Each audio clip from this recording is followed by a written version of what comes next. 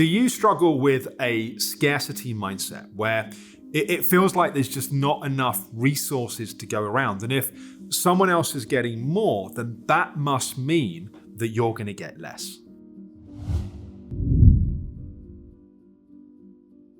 So what is a scarcity mindset? A scarcity mindset is where we've learned to believe that resources are finite. Whether that is resources in terms of money or emotional energy or physical energy or love, whatever it may be. And because we feel like those things are always finite, that means that if someone else has got more, we've got less. But often we also then feel this sense that there isn't quite enough. Now, this can show up in a few different ways. This can show up in an ongoing sense of anxiety, like we're just constantly worrying about these things. It can show up in patterns of hoarding, like we're always trying to get more than we need because we're trying to fill that sense of deficiency. It can also show up as pushing away what we need because we don't want to be seen in that needy, longing for place. How much of a scarcity mindset we have does not have as much correlation as you might think to how much resource we actually have.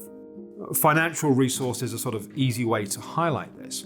There are people which are objectively relatively poor that feel a sense of enough. There are then people that have more than they could ever spend in a lifetime and still feel this sense of deficiency, this sense of scarcity. So where does this come from? Well, a scarcity mindset, well, it probably won't surprise you for me to say, comes often from childhood. And it comes from either there not being enough, so we grew up in a world where there was a sense of scarcity or deficiency, or in a world where even though there was enough, we didn't get what we needed. A particularly interesting way this can show up is around love. That if we grew up in an environment where love was very conditional, it was conditional to what we did or what we achieved, or love was inconsistent. Maybe we would feel in connection with one of our parents, then love would be suddenly withdrawn. So through our life, we're constantly feeling this sense of, even if we've got some now, we're going to lose it or it's going to be taken away. The thing here that's really interesting to me is we typically create the reality that lives in our mind. I'm not someone that believes that you just have to believe something and you manifest it. But what you believe determines what you do. And what you do determines what happens in your life. So if you believe that love is limited and scarce, are you going to act in kind and loving ways in your relationships that you give out and you receive back? Possibly not.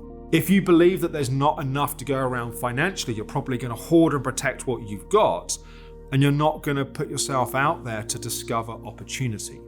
The way to bring more abundance into our life is to really unpack the stories in our mind about how we see opportunity, scarcity, abundance in the world. And if you can see it, you don't have to be it.